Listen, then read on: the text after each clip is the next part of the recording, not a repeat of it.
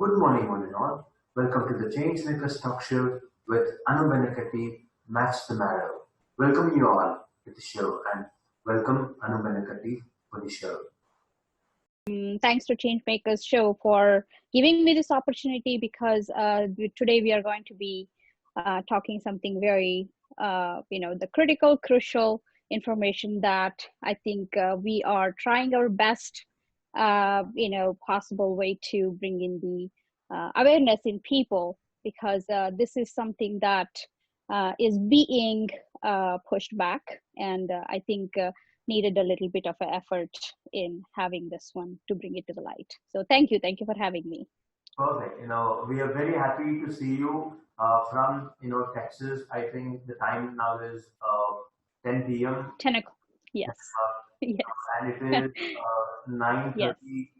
In India, Mysore. Yes. So it is nice to have you on the show, Madam Anu Benakatti. So we have been seeing, a lot about you, and we've been reading a lot about you. Participating and volunteering a lot of campaigns in USA. So being a Kannadiga, how do you feel, in living in US, and can we know, from how many years are you been staying in Texas? I'm actually privileged, to be here, to tell you the truth, because I think this opportunity is very rare for many of us. And then I definitely take this as a blessing to be here, to be given an opportunity. And it's a melting pot here in USA because many of us from many part of the country and the world are here, and we get to experience the culture, heritage, and the different kind of a language, as well as the what is special for you, especially like a music or some kind of art. So this is really an amazing experience here being, and I've been here more than 25 years, and I went to UT Dallas as a pre-medical student, and graduated and continued my studies in clinical science. And this is a privilege for me also being a part of this organization, because it has given me a very different perspective to see life in a different way. Because, unless you are exposed to certain situations in life, you do not take an effort or make a time or go out of the box to, explore that specific information. So this is a very pleasant experience being in United States. It's definitely something different, and I'm very grateful for that. Nice. That is a very good introduction, and very Thank happy you. to hear that from yourself. And also we want to know, which part of Karnataka are you from, Anu? Just a quick information about you for the viewers. Sure. Originally, I'm from a very strong Kannadiga part of Karnataka, which is Dharwad, Hubli. And I completed my education there as well. And I have my bachelor's and one master's in reproductive biology and zoology there. So I did a lot of volunteering there as well growing up with my parents' guidance, and I got involved with many organizations there as well. And I had a passion for music and dance, and and also being participating in the radio and things like that. So it really gave me also a chance to grow and get to know people and how to help, where it is actually needed. So that was a big, I would say, the blessing that I got as a gift from my parents. So it is really a something that I want to share wherever that I go. So Dharwad is a place for music, and like everyone knows, and when it comes to the talent of music, that is something that every Kannadiga knows. That is the tower of it. Definitely, and not to forget the Dharwad Peda, which is yes, of course, Dharwad Peda. Yes. And as there is a Peda word strikes into our mind, Dharwad Peda. Yes, that's a very unique sweet of the yes. That's what is our mouth, always. Yes. So thank you for your introduction, Anu Benakatti. So during this COVID, we wanted to help people because each and every TV channel or wherever you turn on the YouTube, it's all about COVID, COVID, COVID, COVID, and I think Yeah. people are very frustrated about the word right now. So Mhm. what we thought, as you also collaborated with us, we thought we will try to, distract people, like, Mhm. help them to know because COVID is one of the problems where again we have many problems, related to health of the people. So when Right. bone marrow is one, disease or syndrome which has been a big problem for the entire human, nature. So from the beginning, so we wanted to know more about bone marrow from you, Anu Benakatti. So can you give us an introduction and take us Sure. through the entire topic, please? Sure. Sure. Okay, so the bone marrow itself is not a small thing to ignore about because it actually appears as soon as we have to face something called a blood cancer. So this is like a miracle, the antidote or something that you can actually have a hope by having that one donated by someone. So the marrow itself is that's given to all of us naturally. So let me give a little bit of a what exactly the marrow is. Marrow is not something that's available like every part of your body. So it's a spongy tissue that is present in the hollow cavity of your bone, the center part of the bone actually. And so this is where, what we need, the blood cells. The blood cells form tremendously, like in a big amount. And when as we growing up, like when you reach a puberty, the blood cell formation gets activated in a different part of your body, like a skull, the spine, and shoulder, hips, rib kind of area. So, and as we become adults, the small part of the bones, like the arms and legs, this kind of like kind of stops, but at the same time, that we can have the matured bone marrow cells. Matured marrow cells now are that are already become blood cells, and these going through the marrow, they enter the bloodstream and carry to the different parts of your body. So that is where the this gift of giving the stem cells, the bone marrow cells, that has been the play a role in extraction when it is needed, for any patient that who is going through this dire need of the critical condition of a blood cancer. So, being said that, this is available, in a different person, in a different ethnicity, different race, and also like, it's a very difficult one to match because it has its own, how do you say, like a identity. So that is why everyone has to match that in order to get the exact what they need. And globally, then this is what we have to be aware of, because this is not someone like, okay, being in a different country, different race, and then you are actually like, that you can come and give me the marrow. So it is not going to happen, because since it's a DNA, as we go further, then I will talk about that one. But for as marrow is concerned, and this is very specific. So in order to receive the bone marrow, a person has to match that specific combination of HLA. So that is one of the reason that we are trying very hard to bring this kind of awareness in people, that why it is so important for you to be the donor, so that you can save your own kind when it is needed. So yeah, we have this question, because we are also Mm-hmm. and we're also happy to Mm-hmm. see you representing so many campaigns and so many organizations at the same Yes. time. So I know, can we know, what inspired to volunteer and lead so many campaigns in the first line? Yes. It is not just the campaign that, I feel like I know that the volunteering is a very time consuming for some people, but for some people it's a building a self esteem. For some people it's very satisfying feeling, or someone gets experience by like develop a communication skills. So there are a lot of reasons for other people, but for me, I feel it's kind of a duty responsibility.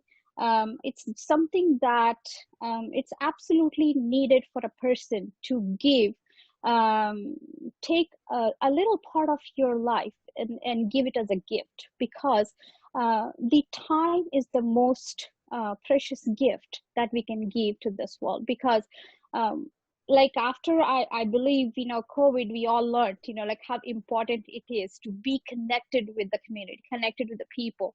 And like the best part is like, the connecting with the people is hugging, shaking hands, or seeing a smiling face. So when that connection is cut off, that feels really, really, you are completely just so depressed, and it is not the way that human life should be. So volunteering gives all that, how do you say, like a gift of connecting with people. And for me, growing up, I want to share a little quick something from my parents, like why it really made me decide something that I have to give is, after my graduation, that all my friends started like got a job working everywhere.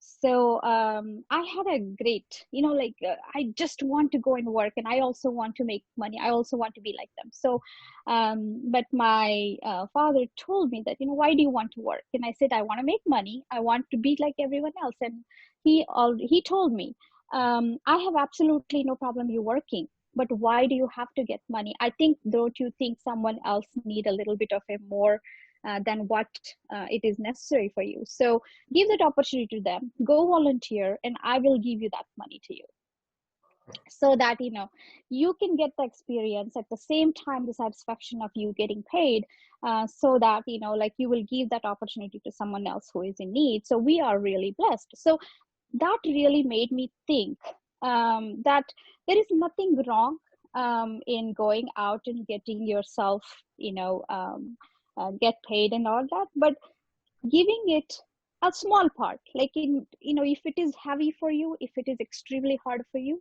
then yes, try to minimize it. But giving so many organized, and I volunteer when I have the time, and I make a different options, like, if I don't have to give the same hour to different, like, in 7 days a week, if I'm committing half an hour, then I will give it to different organizations. So that is how I got involved, and it gave me a different experience of getting into someone's shoes, to know what, their happiness or sadness or hardship or what they go through, and how to handle such things. So it's definitely a win-win situation for us. So I would highly recommend it. Definitely the stress buster too. So you just get yourself whatever you can, just give it back. So that is one of the best gift that you can give. Okay. So very well said with that. And also, as you know, we have heard the saying, the charity begins from home. It has also begins Yes. from your parents, from your dad. Yes. So Yes. yeah, fine. Amaru, I'm very happy. I'm very glad to have you on our show today, because we are Absolutely. not only giving awareness on the bone marrow group, we are also giving awareness on social involvement in the social activity and taking the responsibility Absolutely. of the society. Yes. So Yes. let us quickly get into. Can you give us an introduction about what is Save a Life Foundation or the Mhm. organization, and because I'm very curious to know whether it is going to just work on the bone marrow, or it is also involved in different life saving activities. What is it about? Okay. That's a great question. Yes, I would like to introduce a little bit about this one. Is this Save a Life is a project. The parent organization is a Videsi. community, and Videsi community is involved in many of the activities as well. But the Save a Life project is very specifically concentrating on the bone marrow, the bringing the awareness and the providing the information regarding the donation or the patients or helping them. So our founder, Mr. Vichini, that he I think, to tell you honestly, that like when, unless it comes to your own life or your someone that is very close to you, that we don't really go and say that I want to go and know the information about this disease, because you really don't think that's important, or it's not very the time worth that of yourself. So sometimes it's a human nature, and it's nothing that we really have an issue with that. But so something similar experience that it happened with him. And so 10 years ago, I believe he got a call from a friend, and he was desperately looking for help in the bone marrow. So while helping and getting experience and all that, it just gave him that like, what if someone else also is going through something? Like, okay, so this one problem is solved, so what next? What if someone else also is going through the same situation? So why can't we just do something about it and say, start something, invest a little time and bring the awareness, and see that what happens, because it is very difficult to find a Asian community that's donors that has the same bone marrow match here, unless you register. So that is what gave him an idea. And so he said, okay, let me start this a small organization that concentrate on only bringing the awareness of this, the subject. So that is how it all started. So once it started, that all over the US we have volunteers.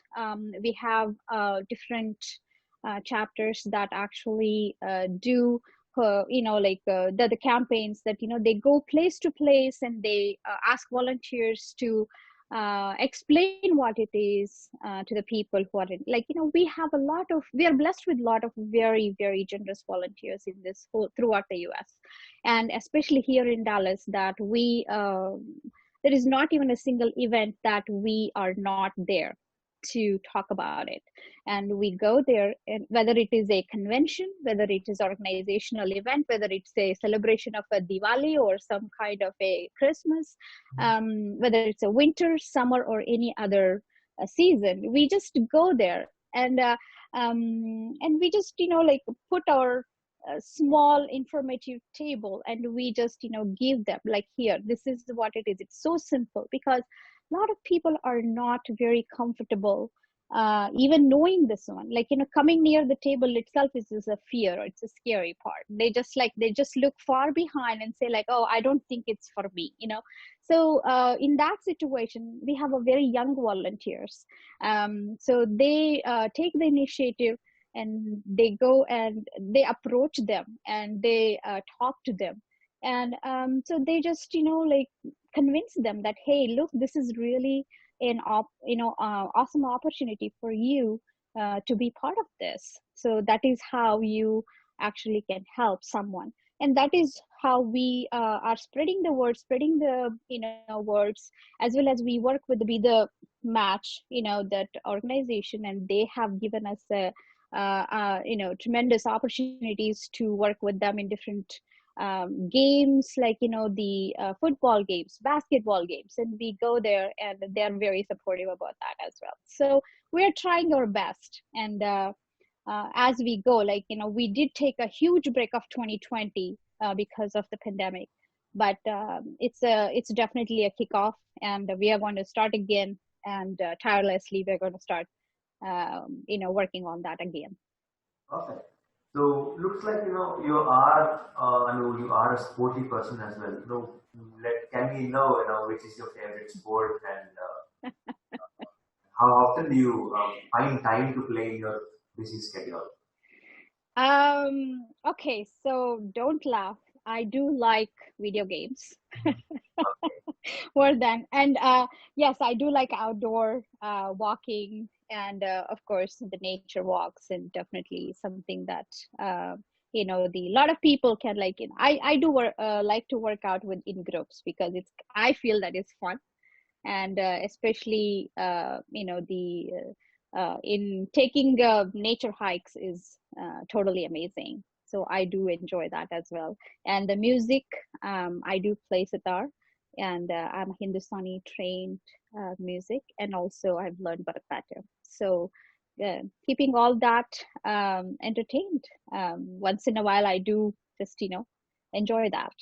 Nice to hear. That, you're such a multi-talented person. So nice. So I would say, okay, can we now move on to the campaign and about the bone marrow, what is it exactly they look for to find the match? Can you give us a quick introduction about bone marrow, and how, on what is the parameters they keep on the match? And say, for example, somebody needs a match, Mm-hmm. who can really give, the marrow? How is it looking Okay. good? What is just when what's that in between the blood relatives, or how is it? So you mean the what are the challenges, and then how it is done? And okay, okay. To start with, what exactly are the match is, like I said, it's a very specific. Let me tell you. Unfortunately, this is one of the how do you say, like the most um, looked under, kind of like, because see, a lot of people don't know like what a bone marrow donation is, or how we can get it, or what exactly it takes to find the match. So there is a something called HLA, that is the human leukocyte, Mhm. um, the antigen, and that is very, very important part. It plays a very crucial role. So what it does is that it's there is a special blood test is going to be done to find out the match, and special the blood test that decides, like if you are a good match or not for the donor. So what it does is that there is a specific proteins that are present, and we all have heard the immune cells, the white blood cells. Mhm. Those are the fighter cells in our body, and so those cells that make a person's tissue very unique.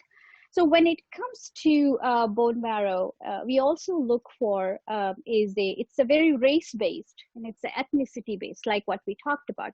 An African American cannot donate to a white, um, and with the current statistics, and I hope this is the one that actually, when I looked at it, I hope I'm right, that's like 1 in 20,000 is the match.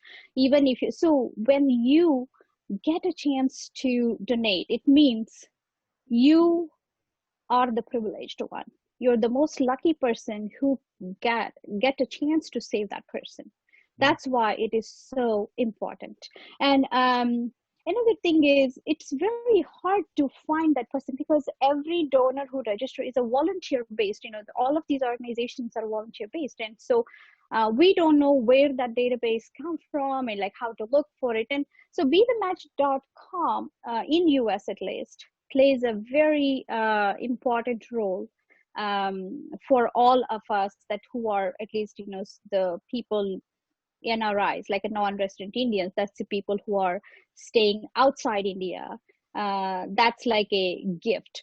And to tell you the truth, the world is getting smaller and smaller nowadays, because that interracial marriages are very, very common. Like the a European getting married to an Indian, or a Chinese getting married to an Indian, or a African getting married to an Indian. So many races are mixed now. So that makes even more complicated. The patient of a mixed heritage, and there will be a mixed sequencing that happens, and that challenges in HLA. That's like the leukocyte antigen, that makes it even more difficult. So with all that, we really face a lot of challenges in the finding the the match. So for that, we really, really need help in spreading this one. Because of this, that you have to give yourself a chance. Just go. I mean, it is a very simple process. It is not hard. It is not like you're going to have to go through a surgery to be a donor. All it needs is a one sample of your DNA. That's a swab.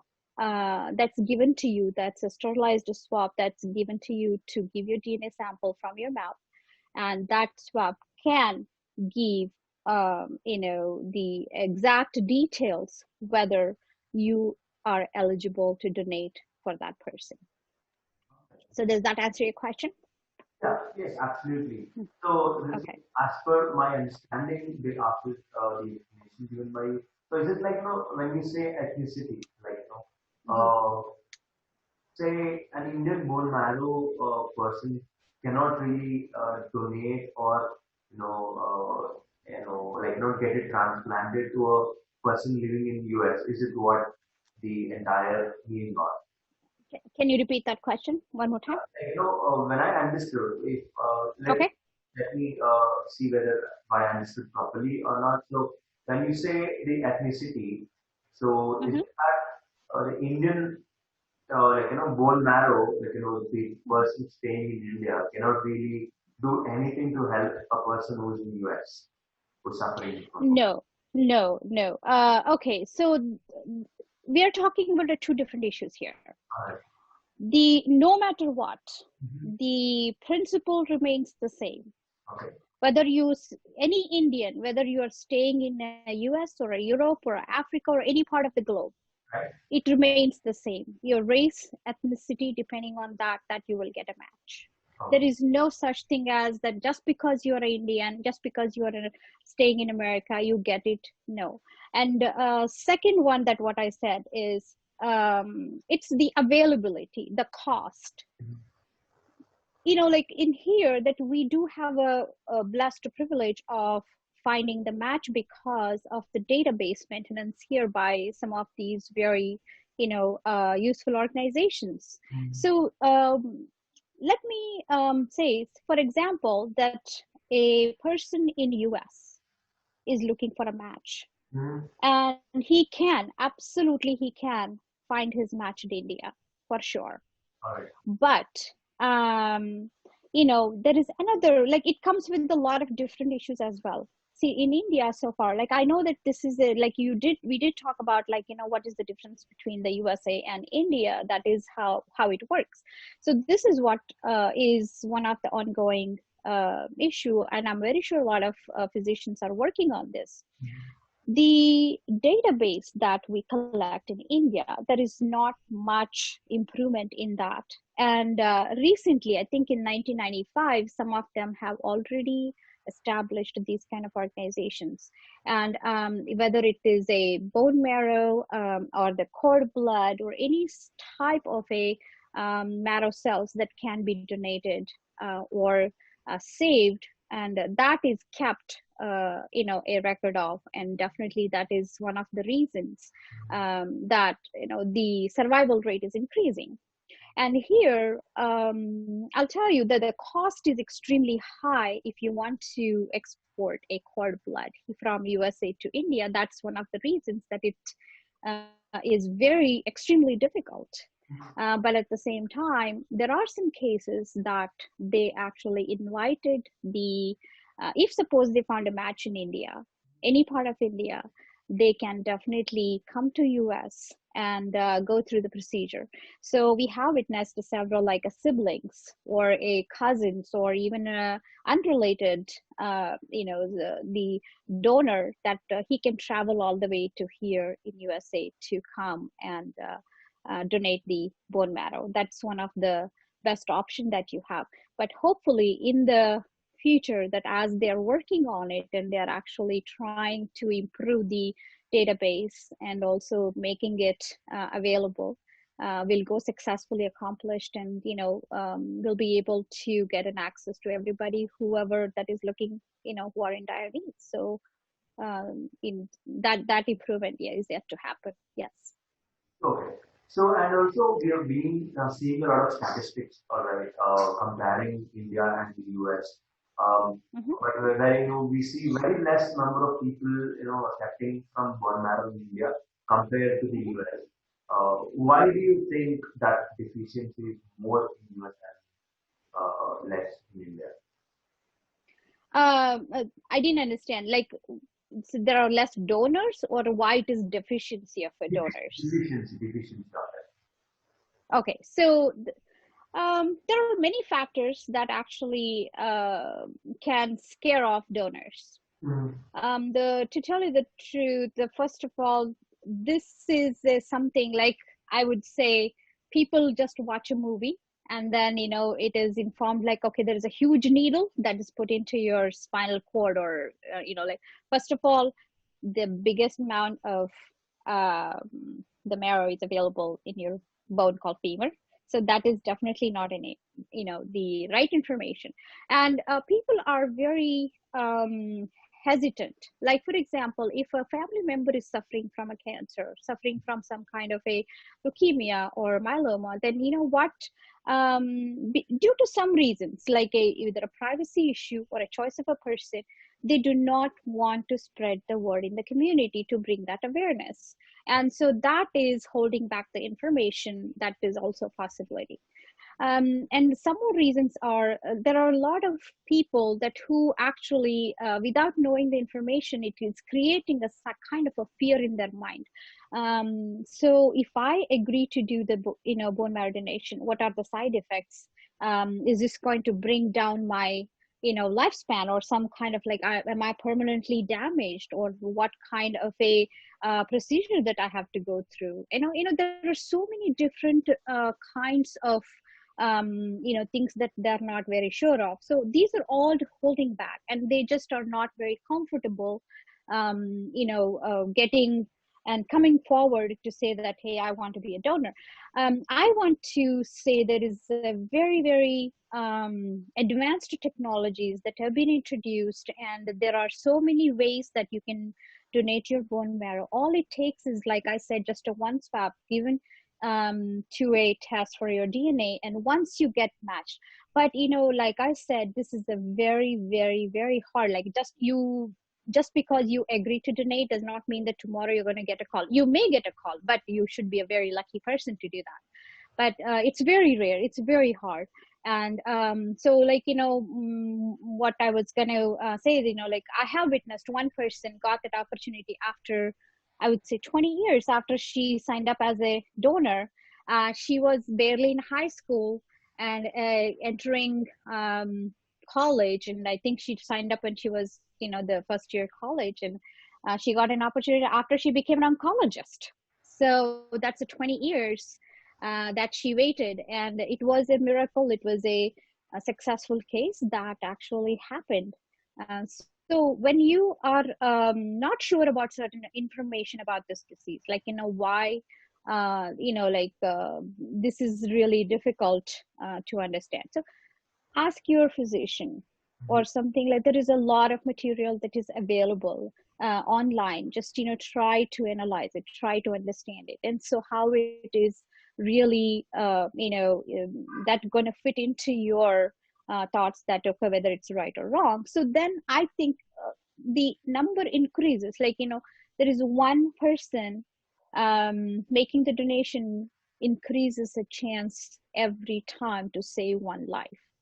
So that is one of the best gift also you can give towards like a hope for any parent, because the cancer doesn't happen just in kids or just in adults. It comes to everyone.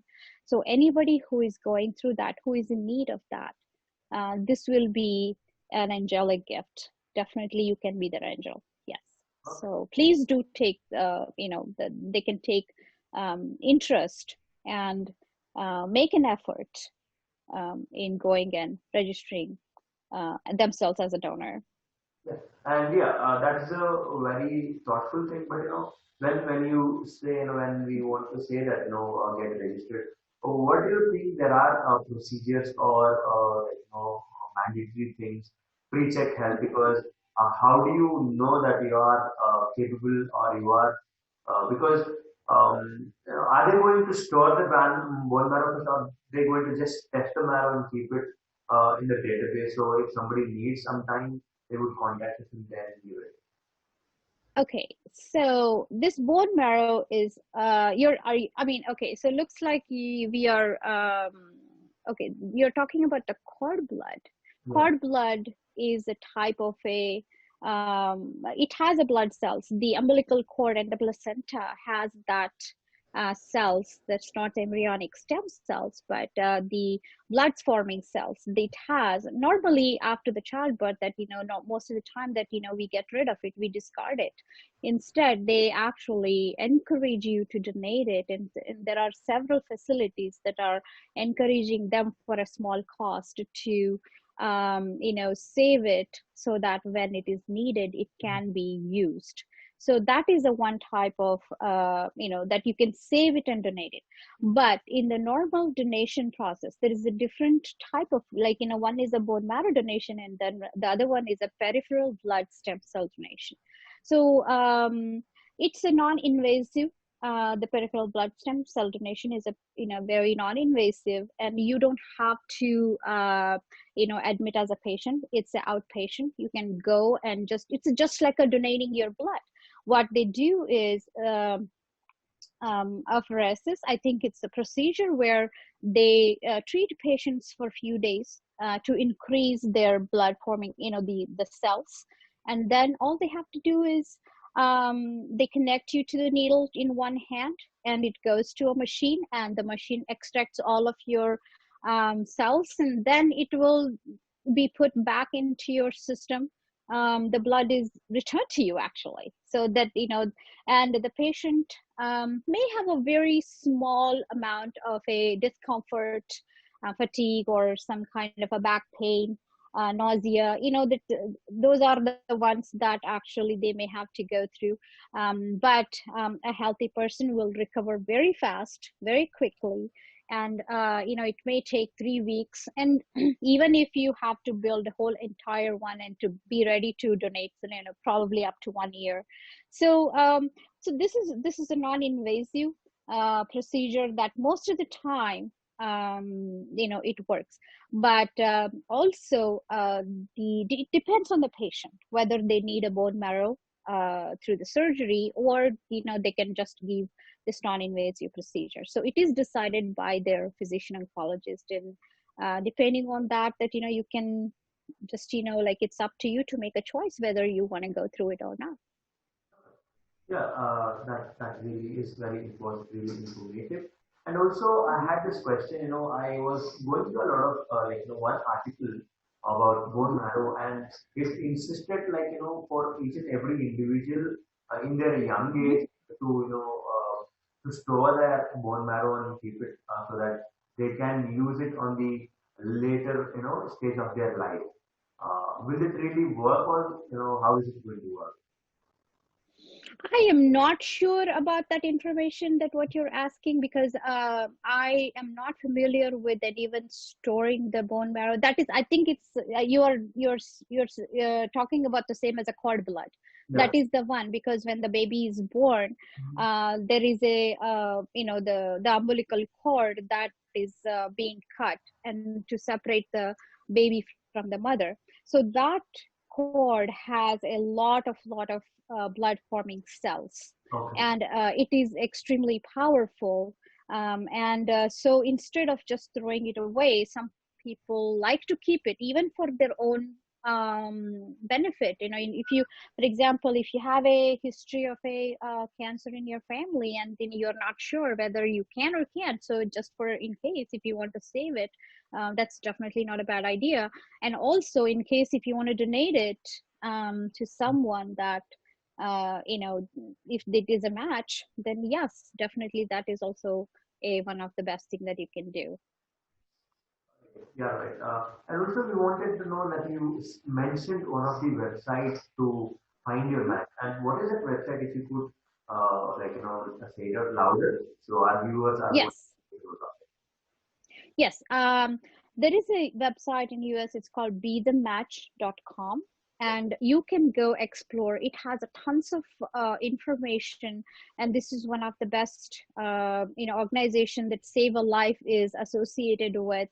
and all of our volunteers also can rely on the information, work on the needs and definitely the opportunities that actually help us a lot. So that website is the one that you can explore more of, like in case. And especially if you are interested in being a donor, you can also make that effort by registering through that website.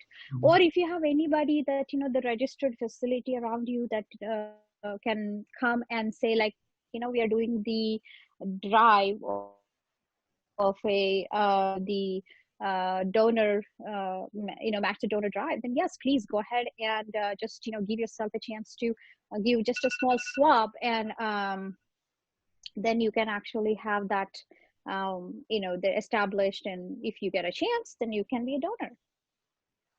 So it is the bethematch.com.